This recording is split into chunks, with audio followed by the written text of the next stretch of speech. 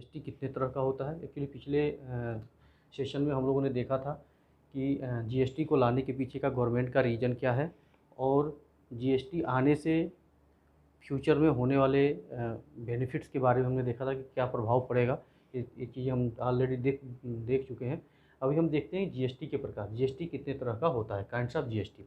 Actually GST अगर देखा जाए तो 4 तरीके का है। सीजीएसटी, एसजीएसटी, यूटीजीएसटी और आईजीएसटी। सीजीएसटी नाम से ही तात्पर्य है, ये सेंट्रल जीएसटी हो गया। एसजीएसटी, एस का मतलब स्टेट जीएसटी हो गया। यूटीजीएसटी, यूनियन टेरेटरी जीएसटी, जो केंद्र शासित प्रदेश में जो भी इनवाइस रेज होता है उसके लिए लगता है। आईजीएसटी मतलब इंटीग्रेटेड जीएसटी। ये 4 तरह के जीएसटी हैं। यदि कोई बिजनेसमैन या सर्विस प्रोवाइडर जब कभी बिल रेज करता है तो इन्हीं चारों जीएसटी के अंतर्गत करता है। मतलब जो उसका मूल अमाउंट होता है प्लस ये जीएसटी का पार्ट कि कहाँ पे कौन सा जीएसटी लगेगा, इसको हम देखते हैं विस्तृत चर्चा। क्योंकि सीजीएसटी एक सेंट्रल जीएसटी का पार्ट है, तो अगर इंडिया में कहीं भी आप सर्विस प्रोवाइड करते हैं या अपनी यूनिट लगाते हैं तो आप जो भी टैक्स देंगे उसमें सेंट्रल गवर्नमेंट का हिस्सा पहले से ही होता है, मतलब ऑलरेडी हिस्सा होता ही है।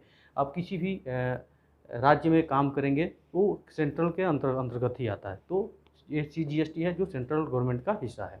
अब आ गया एसजीएसटी। एसजीएसटी का मतलब ये हुआ कि जहाँ पे आपकी कंपनी रजिस्टर्ड है, ठीक है, जहाँ पे आपकी जीएसटीएन रजिस्टर्ड है, ठीक है, जहाँ की जीएसटी पे आप काम कर रहे हैं, वो जीएसटी आपका होम जीएसटी होता है, ठीक है। अगर उस राज्य में काम कर रहे हैं, जैसे सपोज दैट कि हमारा जीएसटी अगर पंजाब में रजिस्टर्ड है तो पंजाब हमारे लिए होम रजिस्टर होम स्टेट हो गया हमारी कंपनी के लिए। यदि हम पंजाब में रह के अगर बिल कोई रेज हम कर रहे हैं और जो भी हम उन्हें उत्पादन या प्रोडक्ट या सर्विस हमने दिया है वो हम पंजाब के लिए ही दिया है, तो हम जो बिल रेज करेंगे वो एसजीएसटी और सीजीएसटी का पार्ट होगा, ठीक है।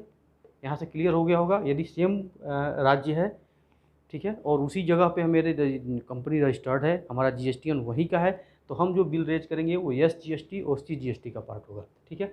सेम चीज़ यूटीजीएसटी के साथ भी है। यूटीजीएसटी एक्चुअली ये स्टेट तो है नहीं, ये केंद्र शासित प्रदेश है, यूनियन टेरेटरी है।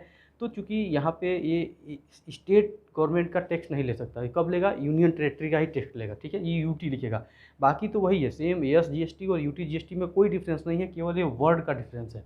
ये स्टेट जीएसटी है और ये यूनियन टेरेटरी जीएसटी है, बाकी दोनों का उतना ही परसेंटेज है। 9% ये भी है, 9% ये भी है, ठीक है। यदि सपोज 18% का आपने इनवाइस रेज कर रहे हैं या प्रोडक्ट आपका 18% का है तो 50% नो जीएसटी, 50% उसका 9% सीजीएसटी हो गया और 50% आपका 9% एसजीएसटी या यूटीजीएसटी। अब यूटीजीएसटी इसलिए मैं कह रहा हूँ यदि आपकी कंपनी केंद्र शासित प्रदेश में है, दिल्ली में रजिस्टर्ड है और या चंडीगढ़ में रजिस्टर्ड है और आप जो है बिल भी चंडीगढ़ में ही कर रहे हैं या दिल्ली में ही कर रहे हैं जहाँ पे आपकी कंपनी रजिस्टर्ड है, तो यूटीजीएसटी और सीजीएसटी का पार्ट होगा।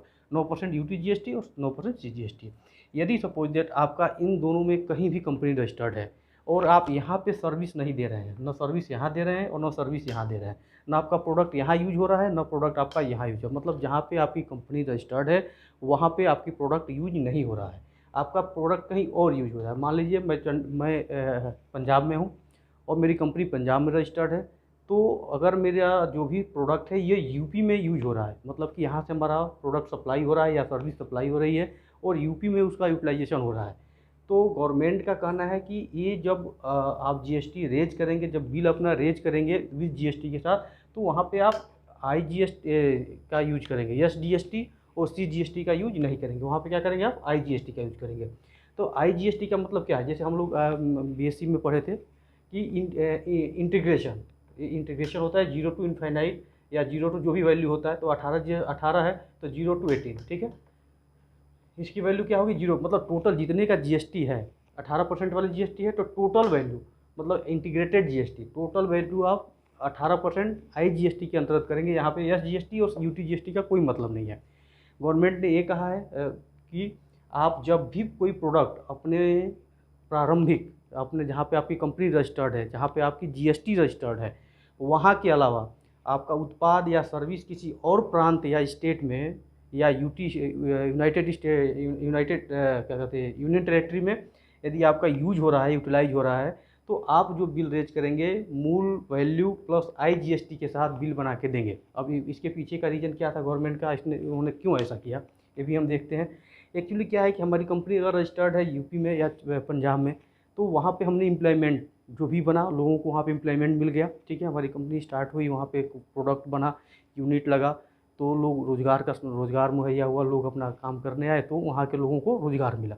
तो यहाँ पे क्या हुआ, लोगों को रोज़गार मिला, ठीक है। अब क्या है कि ये प्रोडक्ट हमारा अगर यूपी में बिक रहा है, तो यहाँ के लोगों को तो कुछ मिला नहीं, वो तो केवल उत्पाद यूज कर रहे हैं, यहाँ से बना और यहाँ चला गया। तो गवर्नमेंट का कहना है कि ये IGST के पार्ट के अंतर्गत आएगा, और वो 9% जो है वो हम उस स्टेट को देंगे जहाँ पे वो लास्ट प्रोडक्ट यूज हो रहा हो या लास्ट सर्विस यूज हो रही हो।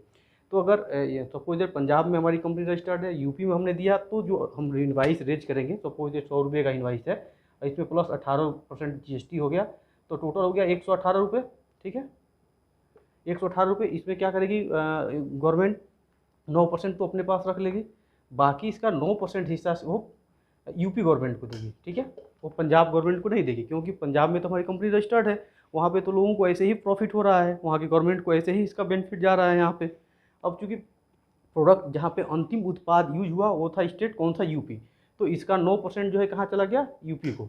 तो इसलिए जो CGST, SGST, UTGST और IGST का मतलब यही हुआ कि जो प्रोडक्ट जहाँ पे यूज हो रहा है, उस अगर सेम कंपनी वही रजिस्टर्ड है, तब तो उसको वहाँ का क्या कहते हैं उत्पाद का भी फायदा, लास्ट जो कंज्यूमर है जो यूज कर रहा है उसका भी बेनिफिट मिलेगा, और जो एम्प्लॉयमेंट मिला उसका भी मिलेगा, ठीक है। लेकिन यही अगर कहीं बाहर वो उत्पाद यूज हो रहा है या वो सर्विस किसी अदर स्टेट में यूज हो रहा है, तो IGST का पार्ट होगा और उस स्टेट को भी 9% का बेनिफिट मिलेगा।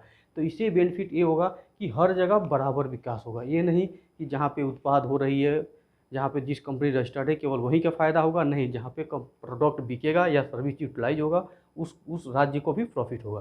तो ये बेनिफिट है इसमें। फिर अगले अगले दिन हम देखते हैं, अगले वाले क्लास में देखते हैं कि GST कौन कौन किस किस टाइप के लोग हैं जो GST भर सकते हैं।